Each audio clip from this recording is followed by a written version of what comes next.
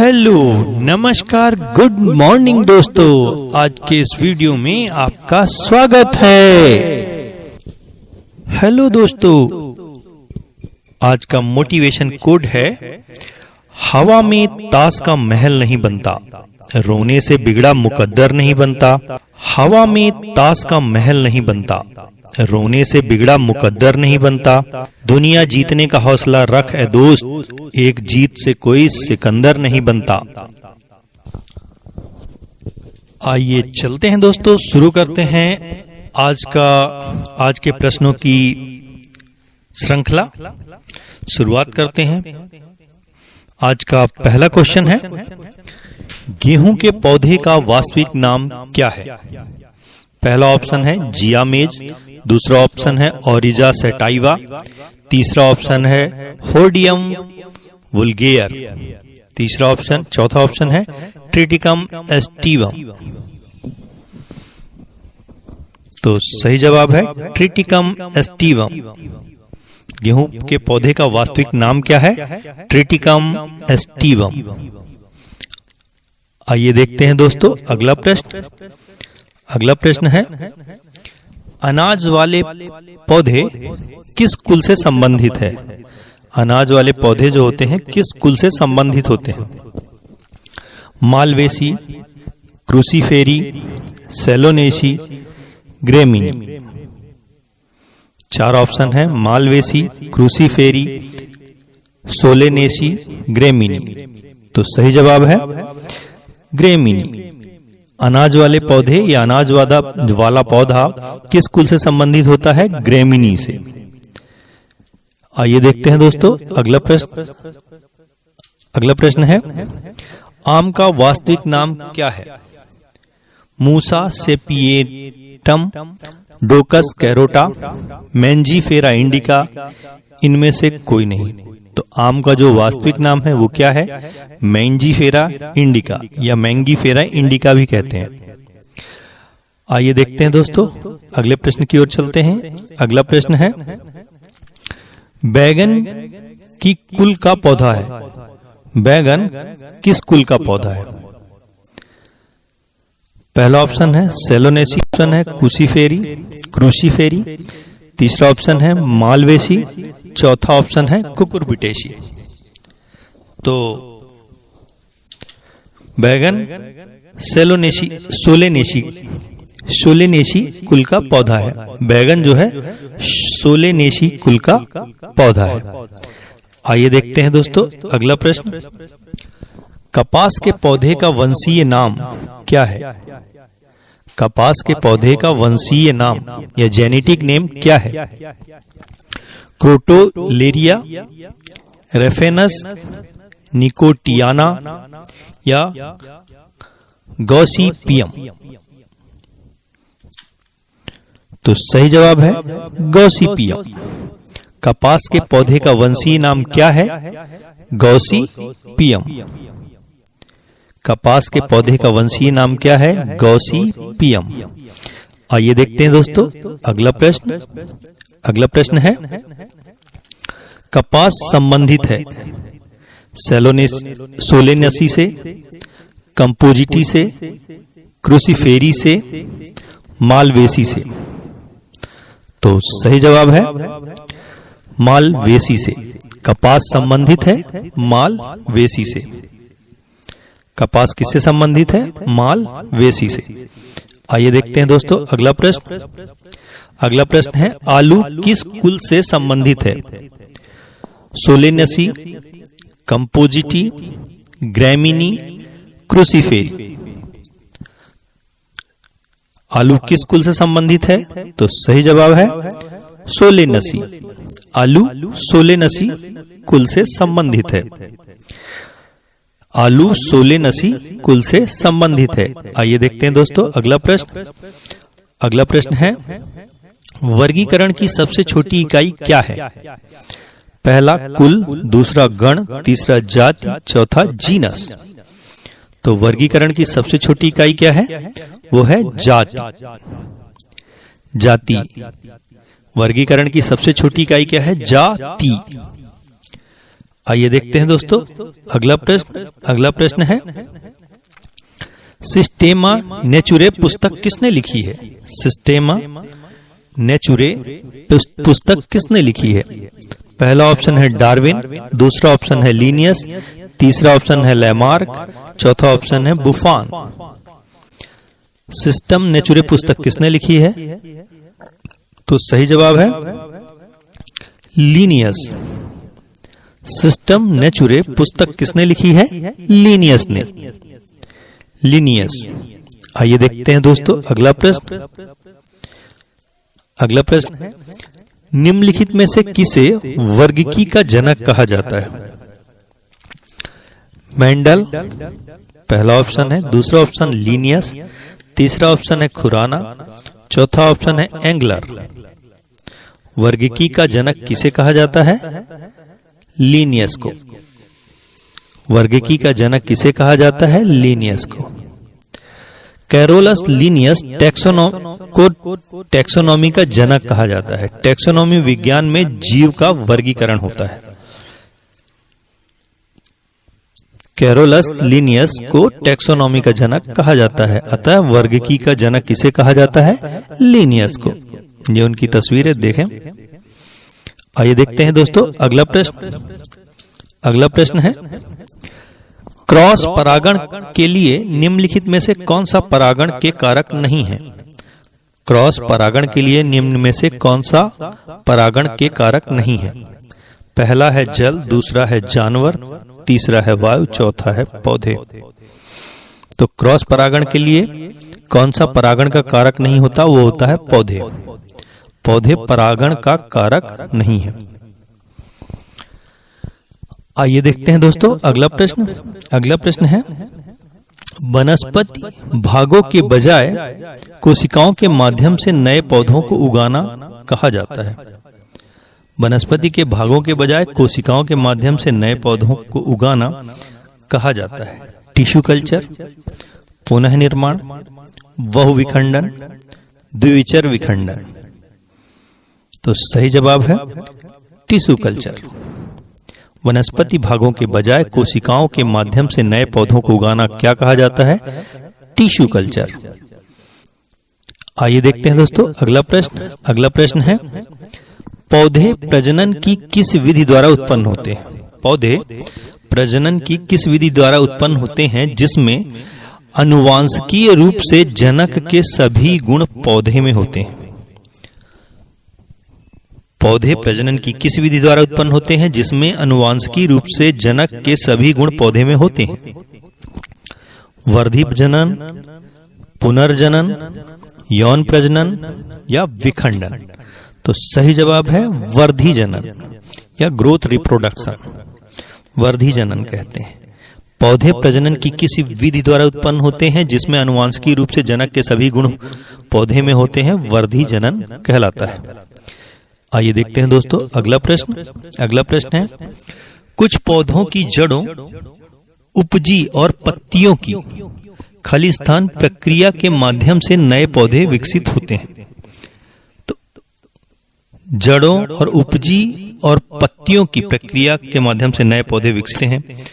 वो है पहला विखंडन, दूसरा ऑप्शन है एकाधिक विखंडन, तीसरा ऑप्शन है उत्थान, चौथा ऑप्शन है वनस्पति प्रचार। तो सही जवाब है वनस्पति प्रचार। वनस्पति प्रचार।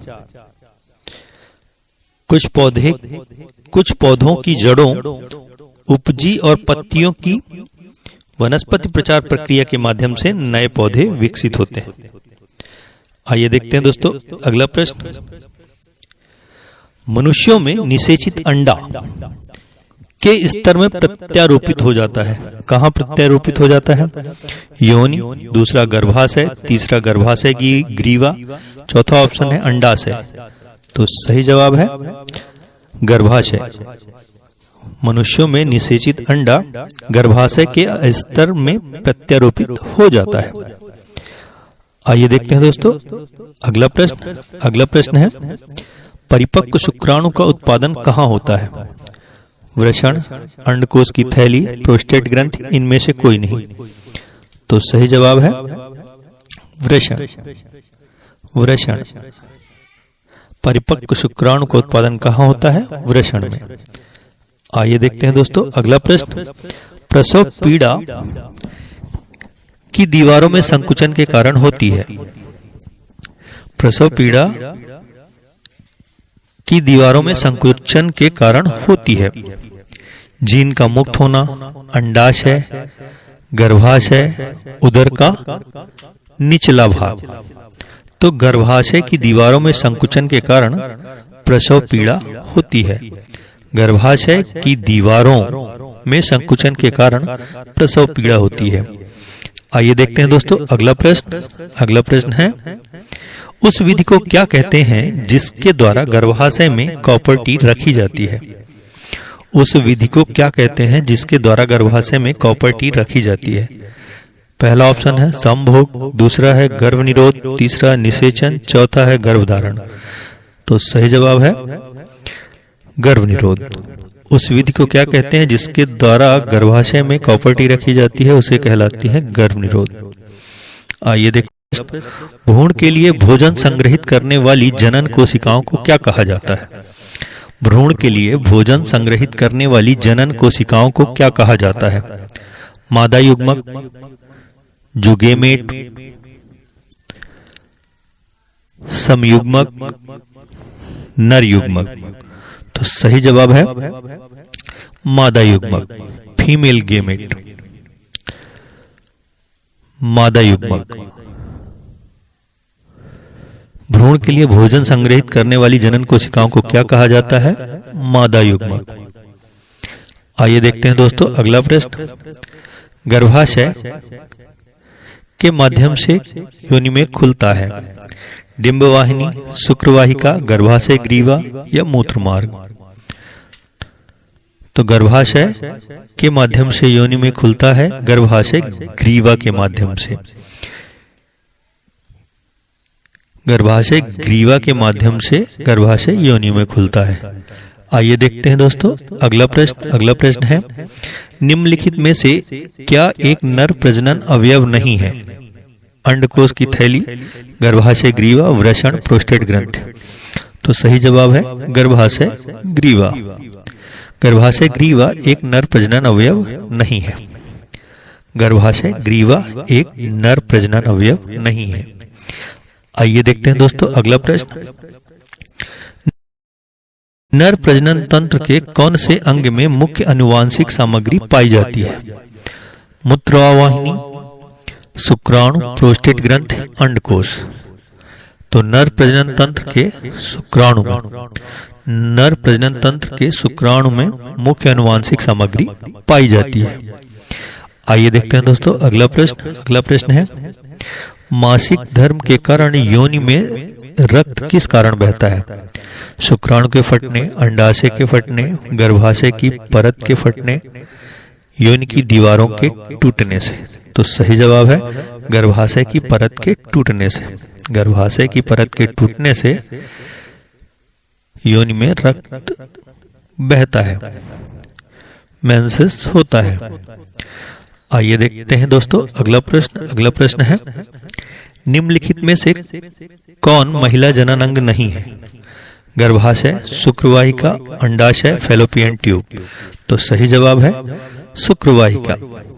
महिला जनन अंग नहीं है शुक्रवाहिका। आइए देखते हैं दोस्तों अगला प्रश्न। निषेचन के बाद कौन बीज में विकसित हो जाता है? वर्तिकाग्र, अंडाशय, बीजांड, अंडक। निषेचन के बाद कौन बीज में विकसित हो जाता है?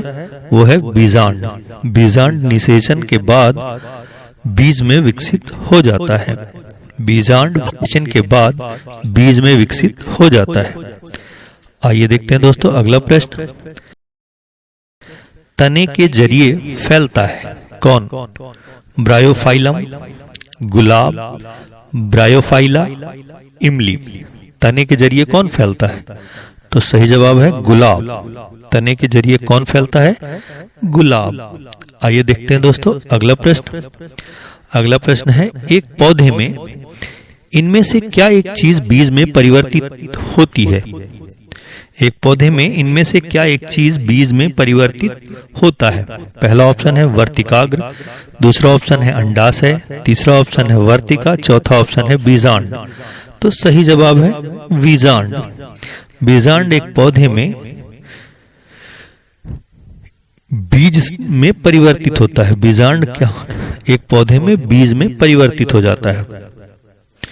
आइए देखते हैं दोस्तों अगला प्रश्न। अगला प्रश्न है निम्नलिखित में से कौन बढ़ते भ्रूण के लिए पोषक उत्तक का कार्य करता है? पहला ऑप्शन है बीजांड, दूसरा है अंडाशय, तीसरा है एंडोस्पर्म, चौथा है युग्मनज। तो बढ़ते भ्रूण के लिए पोषक उत्तक का कार्य करता है एंडोस्पर्म। बढ़ते भ्रूण के लिए पोषक उत्तक का कार्य करता है एंडोस्पर्म। आइए देखते हैं दोस्तों अगला प्रश्न। निम्नलिखित में से किस पौधे की सिराओं पर कलिकाएं प्रवर्धित करता है? निम्नलिखित में से कौन सा पौधा या किस पौधे की सिराओं पर कलिकाएं प्रवर्धित होती हैं? पहला है ब्रायोफाइट, दूसरा है ब्रायोफाइलम, तीसरा है केला, चौथा है गुलाब। तो सही जवाब है ब्रायोफाइलम। ब्रायोफाइलम के पौधे की सिराओं पर कलिकाएं प्रवर्धित होती हैं। आइए देखते हैं दोस्तों अगला प्रश्न। डिंब के साथ शुक्राणु का निषेचन किस में होता है? डिंब के साथ शुक्राणु का निषेचन किस में होता है? गर्भाशय में, गर्भाशय ग्रीवा में, फैलोपियन ट्यूब में या अंडाशय में? तो डिंब के साथ शुक्राणु का निषेचन किस में होता है? फैलोपियन ट्यूब में। डिंब के साथ शुक्राणु का निषेचन फैलोपियन ट्यूब में होता है। आइए देखते हैं दोस्तों अगला प्रश्न। गर्भाशय में भ्रूण को पोषण प्रदान करने वाला उत्तक है। गर्भाशय में भ्रूण को पोषण प्रदान करने वाला उत्तक कौन सा है? Villi, oviduct, placenta, fallopian tube. तो सही जवाब है प्लेसेंटा। गर्भाशय में भ्रूण को पोषण प्रदान करने वाला उत्तक जो होता है वो होता है प्लेसेंटा। प्लेसेंटा। आइए देखते हैं दोस्तों अगला प्रश्न। अगला प्रश्न है शुक्राणु और युग्मक के संयोग की कौन सी प्रक्रिया युग्मज नामक एक संरचना के निर्माण में शुक्राणु और युग्मक के संयोग की कौन सी प्रक्रिया युग्मज नामक एक संरचना के निर्माण में परिणामित होती है या बदलती है? तो पहला ऑप्शन है विखंडन, दूसरा ऑप्शन है निषेचन, तीसरा ऑप्शन है उत्तक संवर्धन, चौथा ऑप्शन है लैंगिक प्रजनन। तो सही जवाब है निषेचन या फर्टिलाइजेशन। फर्टिलाइजेशन के दौरान शुक्राणु और युग्मक के संयोग से युग्मज नामक एक संरचना निर्मित होती है, वो है फर्टिलाइजेशन। आइए देखते हैं दोस्तों अगला प्रश्न। अगला प्रश्न है शुक्राणुओं का निर्माण किस में होता है? मूत्रवाहिनी, वृषण, प्रोस्टेट ग्रंथि, अंडकोश की थैली में? तो सही जवाब है वृषण में। शुक्राणुओं का निर्माण किस में होता है? वृषण में। मूत्र वाहिनी मूत्र को कैरी करने का काम करती है, बाहर लाने का काम। तो शुक्राणुओं का निर्माण किस में होता है? वृषण में। आइए देखते हैं दोस्तों अगला प्रश्न। अगला प्रश्न है उस वाहिनी का नाम बताइए जो पुरुष के वृषण से निकलती है और शुक्राणु को शरीर में ले जाती है। उस वाहिनी का नाम जो पुरुष के वृषण से निकलती है और शुक्राणु को शरीर में ले जाती है। अधिवृषण, सवलनीय वाहिनी, मूत्रवाहिनी, शुक्रवाहिका। तो सही जवाब है शुक्रवाहिका। शुक्रवाहिका वह वाहिनी है जो पुरुष के वृषण से निकलती है और शुक्राणु को शरीर में ले जाती है। आइए देखते हैं दोस्तों अगला प्रश्न। निम्नलिखित में से कौन सा मनुष्य के पुरुष प्रजनन अंग का हिस्सा है? शुक्रवाहिका, गर्भाशय, गर्भाशय नाल, अंडाशय? तो सही जवाब है शुक्रवाहिका।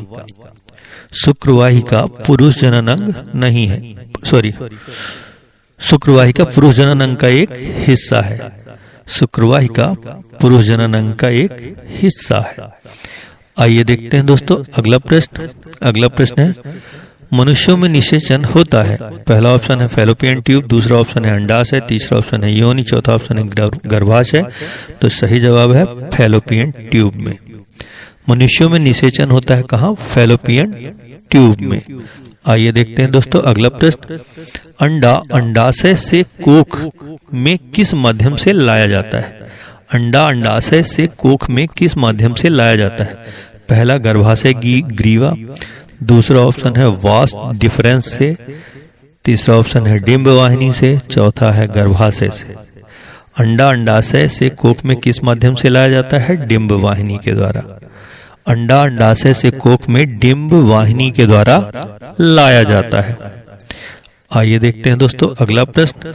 उस अंग का नाम दें जहां भ्रूण विकसित होता है। पहला ऑप्शन है गर्भाशय, दूसरा ऑप्शन है फैलोपियन ट्यूब, तीसरा ऑप्शन है मूत्रवाहिनी, चौथा ऑप्शन है गर्भाशय ग्रीवा। तो जहां भ्रूण विकसित होता है वह कहलाता है गर्भाशय। गर्भाशय में भ्रूण विकसित होता है। आइए देखते हैं दोस्तों अगला प्रश्न। निषेचन के परिणाम स्वरूप किस एक का निर्माण होता है? निषेचन के परिणाम स्वरूप किसका निर्माण होता है? अंडाशय, रोगाणु कोशिका, युग्मनज या युग्मक का? तो सही जवाब है युग्मनज का। स्वरूप एक युग्मनज का निर्माण होता है जिसे जायगोट भी कहते हैं। जायगोट इंग्लिश नाम है युग्मनज। निषेचन के परिणाम स्वरूप युग्मनज का निर्माण होता है। आइए देखते हैं दोस्तों अगला प्रश्न। महिलाओं में यौवन की शुरुआत किससे होती है? रजोनिवृत्ति से, किशोरावस्था से, रजोदर्शन से या माहवारी से? तो महिलाओं में यौवन की शुरुआत रजोदर्शन से होती है।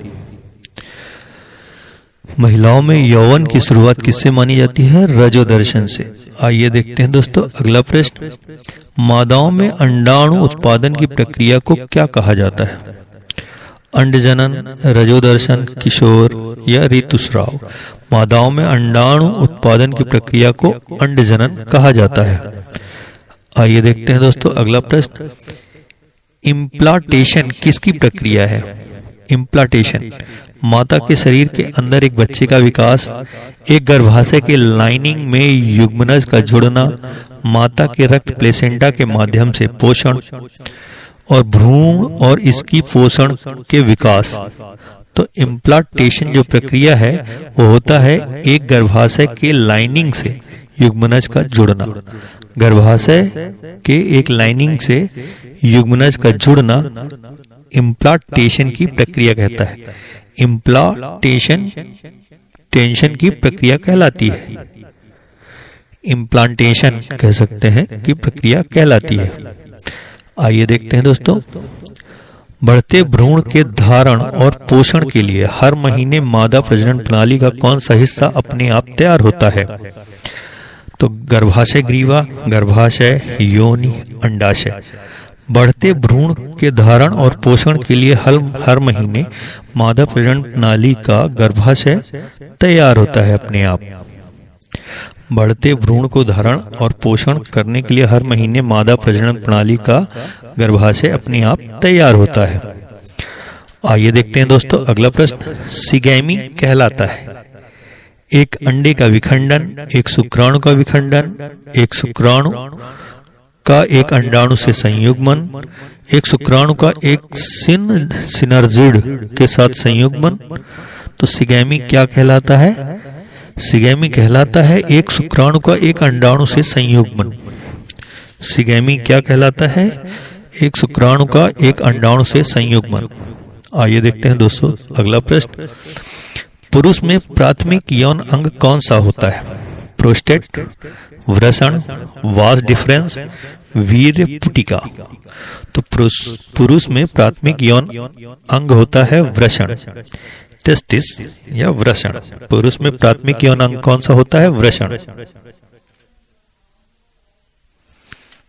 आइए देखते हैं दोस्तों अगला प्रश्न। अलैंगिक प्रजनन में युग्मक पैदा होते हैं।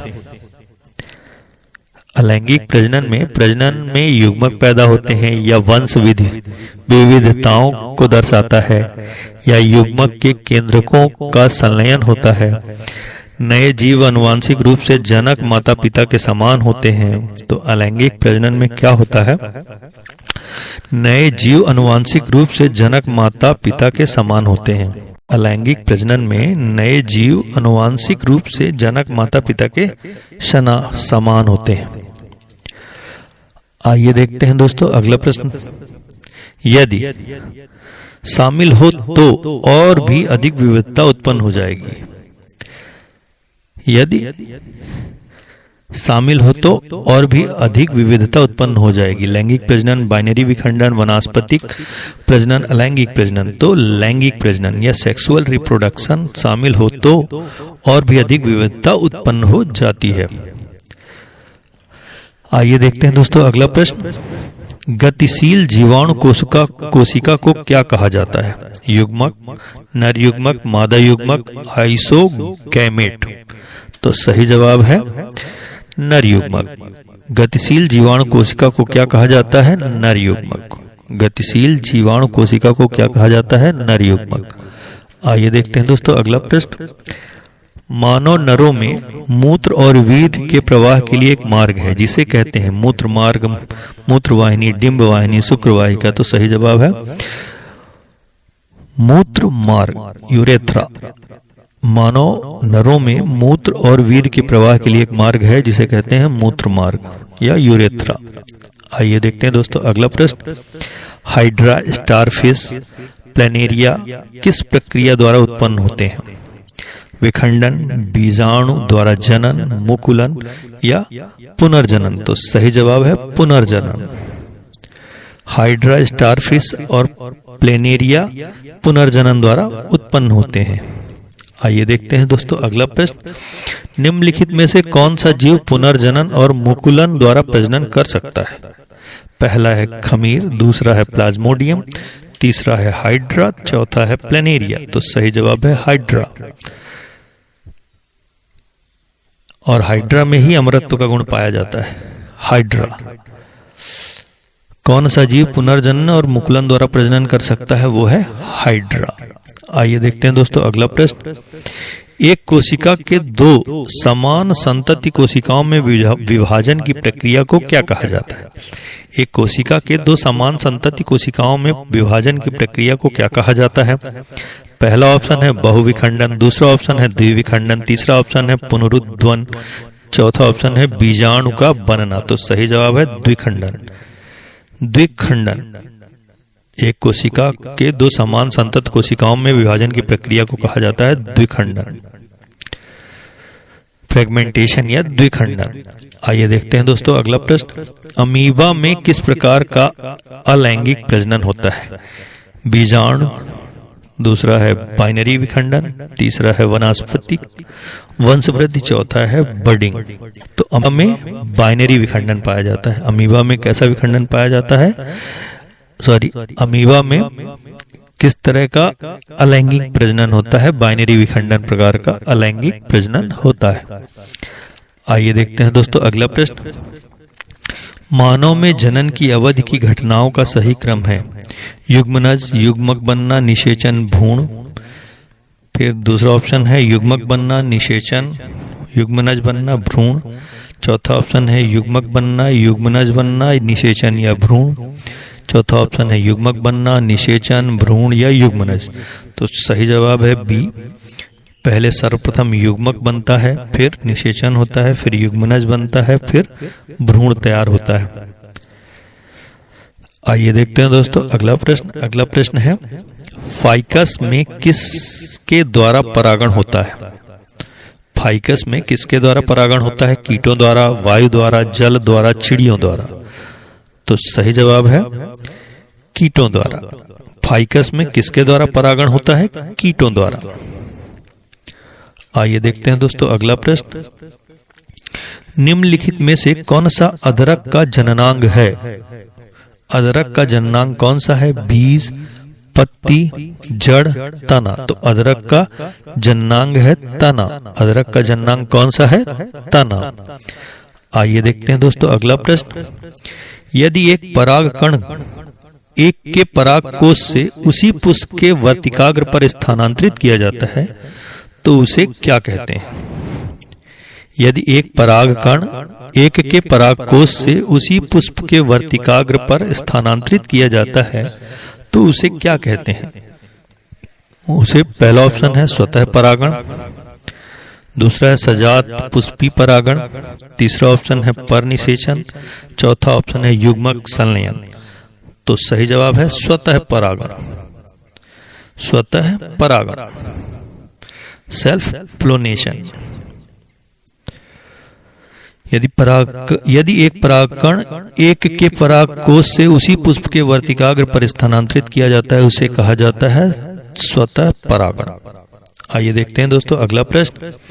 ईस्ट में अलैंगिक जनन किसके द्वारा होता है? मुकुलन, विखंडन, मुकुलन और विखंडन दोनों, इनमें से कोई नहीं। तो सही जवाब है मुकुलन। ईस्ट में अलैंगिक जनन किसके द्वारा होता है? मुकुलन के द्वारा। आइए देखते हैं दोस्तों अगला प्रश्न। बीजों का अंकुरण होता है आम में, राइजोफोरा में, आलू में, गन्ने में। तो बीजों का अंकुरण काहे में होता है? सही जवाब है राइजोफोरा में। बीजों का अंकुरण काहे में होता है? राइजोफोरा में। आइए देखते हैं दोस्तों अगला प्रश्न। बीजों का अंकुरण होता है आम में, राइजोफोरा में, आलू में, गन्ने में। तो सही जवाब है राइजोफोरा में। आइए देखते हैं दोस्तों अगला प्रश्न। निम्नलिखित में से कौन सी धातु इटाई इटाई रोग पैदा करती है?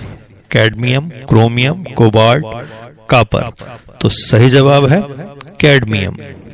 कैडमियम धातु इटाई इटाई रोग पैदा करती है। आइए देखते हैं दोस्तों अगला प्रश्न। टॉक्सिकोलॉजी किसके अध्ययन से संबंधित है? टॉक्सिकोलॉजी संबंध किसके अध्ययन से है? वायरस से, बैक्टीरिया से, बीमारी से, विष से।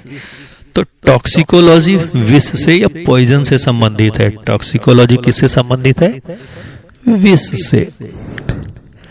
टॉक्सिकोलॉजी विष से संबंधित है। आइए देखते हैं दोस्तों अगला प्रश्न। मिट्टी में अपमार्जक कौन होते हैं? Bacteria, virus, fungus, plague. तो मिट्टी में जो अपमार्जक होते हैं वो होते हैं बैक्टीरिया। मिट्टी में जो अपमार्जक होते हैं वो होते हैं बैक्टीरिया। आइए देखते हैं दोस्तों अगला प्रश्न। निम्नलिखित में से वायरल संक्रमण होने वाला रोग मलेरिया, जुखाम, टाइफाइड, विचूसक। वायरल संक्रमण होने वाला रोग है जुखाम। एक इंसान को रहता है, उसके पास रहो तो दूसरे को भी हो जाता है जुखाम। वायरल संक्रमण वाला रोग है। आइए देखते हैं दोस्तों अगला प्रश्न।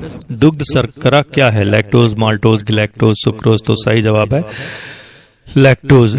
दुग्ध शर्करा क्या है? लैक्टोज। दुग्ध शर्करा को हम कहते हैं लैक्टोज। आइए देखते हैं दोस्तों अगला प्रश्न। अगला प्रश्न है सीमेंट फैक्ट्री के मजदूरों को क्या होने की संभावना रहती है? ल्यूकोमिया, साइटोसिलिकोसिस, अस्थिमज्जा, एस्बेस्टोसिस। तो सही जवाब है एस्बेस्टोसिस। एस्बेस्टोसिस। सीमेंट फैक्ट्री के मजदूरों को क्या होने की संभावना रहती है? एस्बेस्टोसिस। आइए देखते हैं दोस्तों अगला प्रश्न। मलेरिया किसके द्वारा एक व्यक्ति से दूसरे व्यक्ति तक अंतरित किया जाता है? एडीज मच्छर, क्यूलेक्स मच्छर, एनाफिलीज मच्छर या इनमें से सभी। तो मलेरिया एनाफिलीज मच्छर द्वारा, मलेरिया एनाफिलीज मच्छर द्वारा एक व्यक्ति से दूसरे व्यक्ति तक अंतरित किया जाता है। मलेरिया किसके द्वारा एक व्यक्ति से दूसरे व्यक्ति तक अंतरित किया जाता है? एनाफिलीज मच्छर द्वारा। आइए देखते हैं दोस्तों। निम्नलिखित में से कौन सा रोग रक्तदान द्वारा नहीं फैलता? मतलब रक्त देने के दौरान नहीं फैलता। Hepatitis, typhoid, HIV, malaria. तो टाइफाइड एक ऐसा रोग है जो रक्तदान के द्वारा या ब्लड डोनेशन के द्वारा नहीं फैलता। रक्त ग्रहण करने के द्वारा दूसरे से यदि ब्लड, एक व्यक्ति का ब्लड यदि दूसरे व्यक्ति को दिया गया तो टाइफाइड ऐसा रोग है जो नहीं फैलता। आइए देखते हैं दोस्तों अगला प्रश्न। निम्नलिखित में से कौन सा रोग एक व्यक्ति से दूसरे व्यक्ति में संक्रमित नहीं होता? एड्स, सिफिलिस, हेपेटाइटिस बी और सिरोसिस। तो सही जवाब है सिरोसिस। सिरोसिस ऐसा रोग है जो एक व्यक्ति से दूसरे व्यक्ति में संक्रमित नहीं होता। आइए देखते हैं दोस्तों अगला प्रश्न। निम्नलिखित से कौन सी विशेषता वायरस में नहीं है? डीएनए या आरएनए की मौजूदगी, परपोषी कोशिका के भीतर प्रजनन, स्वभाव से पूरी तरह परजीवी कोशिका भित्ति की मौजूदगी। तो वायरस में नहीं है कोशिका भित्ति की मौजूदगी, वायरस में कोशिका भित्ति की मौजूदगी नहीं है। आइए देखते हैं दोस्तों अगला प्रश्न, निम्नलिखित में से किस प्राणी को किसान मित्र कहा जाता है? चींटी, केचुआ, मधुमक्खी, तितली तो सभी जानते हैं। केचुआ, केचुआ को किसान का मित्र कहा जाता है। आइए देखते हैं दोस्तों, सही जवाब है केचुआ। अगला प्रश्न देखते हैं दोस्तों, टेटनस का कारण होता है या कि टेटनस किसके कारण होता है? कोलिस्ट्रीडियम वायरस के द्वारा, बैक्टीरियोफेज के द्वारा, सोल्मोनेला के द्वारा, सोल्मोनेला के द्वारा। तो सही जवाब है क्लोस्ट्रीडियम के द्वारा। कोलोस्ट्रीडियम के द्वारा टिटनेस का रोग होता है। आइए देखते हैं दोस्तों अगला प्रश्न, लॉकजा निम्नलिखित में से किस रोग की अंतिम अवस्था है? Rohini, pneumonia, syphilis, tetanus. तो लॉकजा किस में होता है? टिटनेस में। लॉकजा निम्न में से किस रोग की अंतिम अवस्था है? टिटनेस की अंतिम अवस्था है लॉकजा। आइए देखते हैं दोस्तों अगला प्रश्न, हैजा कॉलरा के रोगाणु की खोज किसने की थी? फिलिप पकिनी ने, रॉबर्ट कोच ने, एम लावेरान ने, फेलिक्स होफमैन ने। तो सही जवाब है हैजा के जो रोगाणु थे उनकी खोज की थी रॉबर्ट कोच ने। कॉलरा के जीवाणु की खोज किसने की थी? रॉबर्ट कोच ने।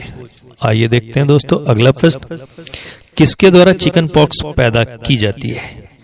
डीएनए वायरस द्वारा, वेरिसेला वायरस द्वारा, स्ट्रेप्टोकोकस द्वारा, विब्रियो कोलरा द्वारा। चिकन पॉक्स किया जाता है वेरिसेला वायरस द्वारा। वेरिसेला वायरस द्वारा चिकन पॉक्स पैदा किया जाता है। चिकन पॉक्स किसके द्वारा पैदा किया जाता है? वेरिसेला वायरस द्वारा। आइए देखते हैं दोस्तों, किस रोग को पूर्ण रूप से समाप्त माना जा चुका है, या कौन सा रोग पूर्ण रूप से समाप्त हो चुका है? खसरा, कंठमाला, चेचक, छोटी माता। तो सही जवाब है चेचक, स्मॉल पॉक्स। चेचक या स्मॉल पॉक्स, इसको छोटी माता भी कहते हैं, लेकिन चेचक को पूर्ण रूप से समाप्त माना जा चुका है। आइए देखते हैं दोस्तों अगला प्रश्न, निम्नलिखित में से कौन दर्द से राहत देता है? प्रतिजैविक, एनाल्जेसिक, एंटीपायरेटिक, डिसइंफेक्टेंट। तो सही जवाब है एनाल्जेसिक। दर्द से जो दवाएं हमें राहत देती हैं वो कहलाती हैं एनाल्जेसिक। एनाल्जेसिक दवाएं दर्द से हमें राहत देती हैं। आइए देखते हैं दोस्तों अगला प्रश्न, निम्नलिखित में से कौन सा मक्खी खून का प्यासा है? फल मक्खी, घरेलू मक्खी, मच्छर या घोगा? खून का प्यासा कौन होता है? मच्छर। तो सही जवाब है मच्छर। मॉस्किटो है, मक्खी मतलब मॉस्किटो। कौन सा मॉस्किटो खून का प्यासा होता है? वो मच्छर है। क्वेश्चन को घुमाने के लिए ऐसा पूछा है। आइए देखते हैं दोस्तों अगला प्रश्न, निम्नलिखित में से दाद किस प्रकार की बीमारी होती है? बैक्टीरियल, प्रोटोजोआ, वायरल या फंगस? तो दाद एक प्रकार का फंगस है। दाद एक प्रकार की बीमारी कैसी है? फंगस की बीमारी है। आइए देखते हैं दोस्तों अगला प्रश्न, किस जीव के कारण कालाजार होता है? इस्रिकिया कोली के द्वारा, एजोटोबैक्टर के द्वारा, कोलोस्ट्रीडियम के द्वारा या लिस्मैनिया के द्वारा? तो कालाजार होता है लिस्मैनिया के कारण। लिस्मैनिया के कारण कालाजार होता है। कालाजार किसके द्वारा होता है? लिस्मैनिया के द्वारा। आइए देखते हैं दोस्तों अगला प्रश्न। अगला प्रश्न है, निम्नलिखित में से कौन सा कीट मनुष्य में निद्रालु व्याधि फैलाता है परंतु वन्य जीवों के लिए निरापद है और अफ्रीका में बेस्ट गेम वार्डन कहलाता है? देखिए, आपने ये क्वेश्चन पहले पढ़ रखा है, लेकिन फिर भी क्वेश्चन को किस तरह से घुमा के पूछा है कि कौन सा कीट मनुष्यों में निद्रालु व्याधि फैलाता है, मतलब निद्रा रोग उत्पन्न करता है, परंतु वन्य जीवों के लिए निरापद है, लेकिन वन्य जीवों के लिए कोई नुकसान नहीं पहुंचाता। अफ्रीका में बेस्ट गेम वार्डन कहलाता है। कौन है? मधुमक्खी, मच्छर, सीसी मक्खी, खटमल। तो सही जवाब है सीसी मक्खी। सीसी मक्खी। तो अफ्रीका में बेस्ट गेम वार्डन भी कहलाता है सीसी मक्खी, है ना। वन्य जीवों के लिए निरापद है और निद्रालु व्याधि फैलाता है सीसी मक्खी।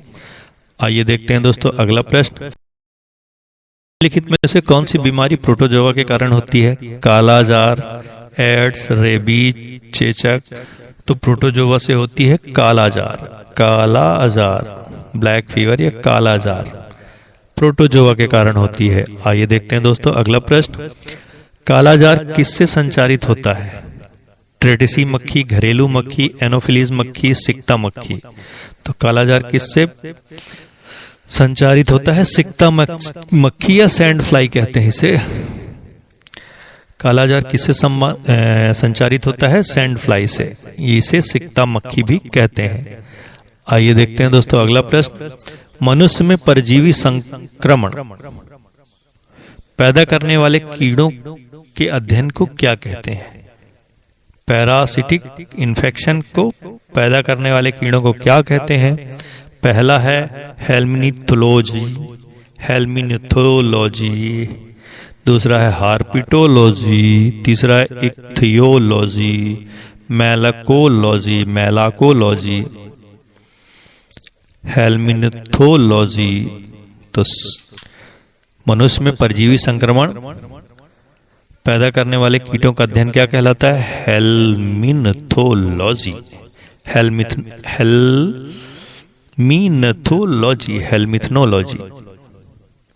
हेल्मिनथोलॉजी कहलाता है मनुष्य में परजीवी संक्रमण पैदा करने वाले कीटों का अध्ययन। आइए देखते हैं दोस्तों अगला प्रश्न। बेरिएट्रिक सर्जरी व्यक्ति के किस अंग में परिवर्तन लाता है? फेफड़े, पाचन तंत्र, नाक की नली या हृदय? बेरिएट्रिक सर्जरी व्यक्ति के किस अंग में परिवर्तन लाता है? तो पाचन तंत्र में। बेरिएट्रिक सर्जरी किसी व्यक्ति के मोटापे को कम करने के लिए की जाती है। बेरिएट्रिक सर्जरी किसी व्यक्ति के मोटापे को कम करने के लिए की जाती है। ये पाचन तंत्र में परिवर्तन ला देती है। आइए देखते हैं दोस्तों अगला प्रश्न। अगला प्रश्न है किस रोग के लिए स्वास्थ्य और परिवार मंत्रालय द्वारा टेस्ट एंड ट्रीट नीति प्रारंभ हुई थी? किस रोग के लिए स्वास्थ्य एवं परिवार मंत्रालय द्वारा टेस्ट एंड ट्रीट नीति प्रारंभ हुई? चिकन पॉक्स, पोलियो, तपेदिक, HIV। तो सही जवाब है HIV। फिर इसके बाद तपेदिक को भी इसी में डाला गया। टेस्ट एंड ट्रीट में टेस्ट करो और उसका इलाज करो, HIV। टेस्ट एंड ट्रीट नीति प्रारंभ हुई HIV के लिए। आइए देखते हैं दोस्तों अगला प्रश्न। अगला प्रश्न है काली मौत किस बीमारी को कहते हैं? Cancer, plague, AIDS, gonorrhoea. तो काली मौत कहते हैं प्लेग को। प्लेग को ब्लैक डेथ कहते हैं। प्लेग को ब्लैक डेथ कहते हैं। आइए देखते हैं दोस्तों अगला प्रश्न। प्लेग किससे फैलता है? बैक्टीरिया, प्रोटोजोआ, वायरस, इनमें से सभी। प्लेग किससे फैलता है? बैक्टीरिया, प्रोटोजोआ, वायरस या इन सभी से? तो बैक्टीरिया से प्लेग फैलता है। बैक्टीरिया से प्लेग फैलता है। आइए देखते हैं दोस्तों अगला प्रश्न। अगला प्रश्न है इंटरफेरोन किसके जवाब में संश्लिष्ट होते हैं? इंटरफेरोन किसके जवाब में संश्लिष्ट होते हैं?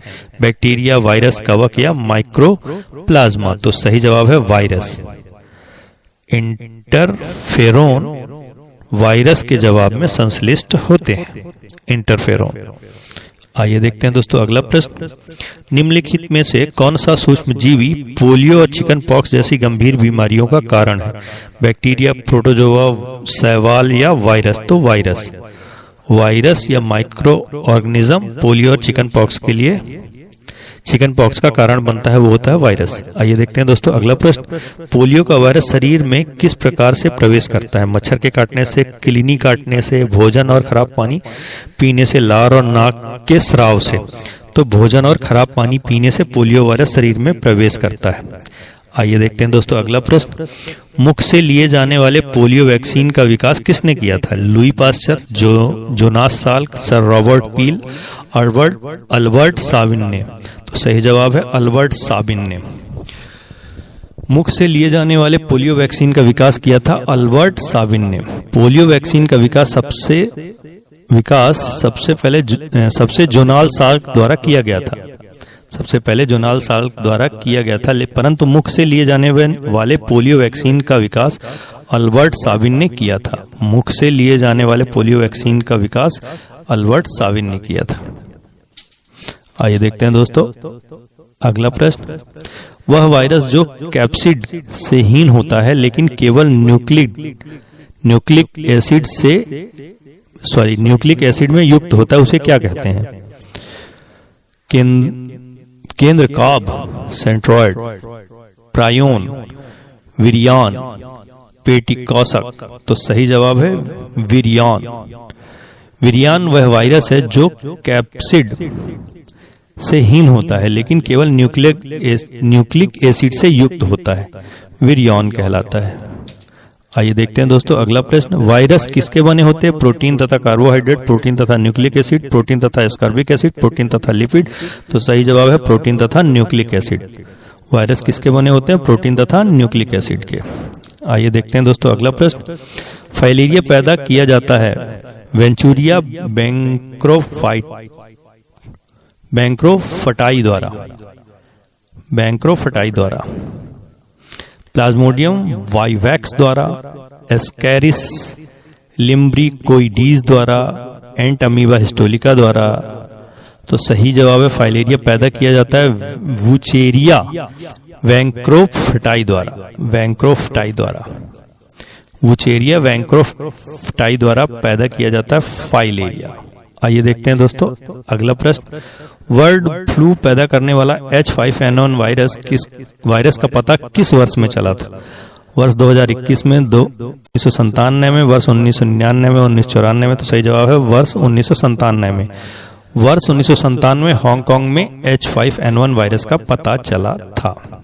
आइए देखते हैं दोस्तों अगला प्रश्न, ब्रेड बनाने के लिए क्या आवश्यक है? मैदा और खमीर, मैदा और बेकिंग पाउडर, मैदा और बेकिंग सोडा, मैदा और घी। तो सही जवाब है मैदा और खमीर। ब्रेड बनाने के लिए मैदा और खमीर।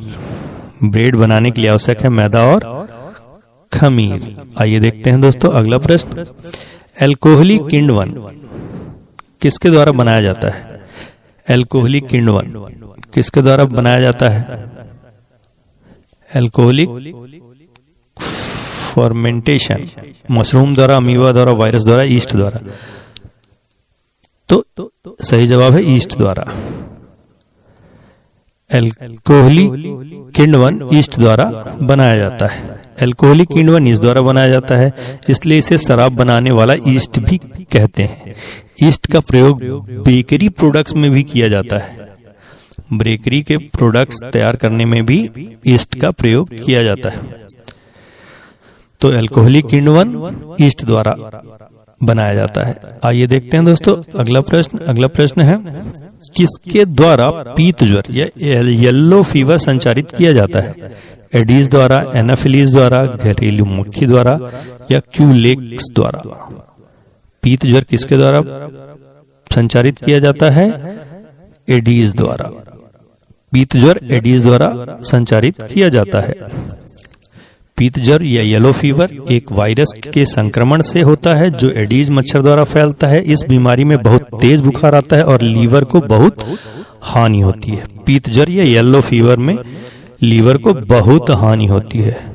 आइए देखते हैं दोस्तों अगला प्रश्न, दलहनी पौधे संबंधित हैं कंपोजिट से, सेलोनेसी से, ल्यूग्यूमिनेसी से या ग्रेमिनी से? तो सही जवाब है ल्यूमिनोसी से, लेग्यूमिनोसी से।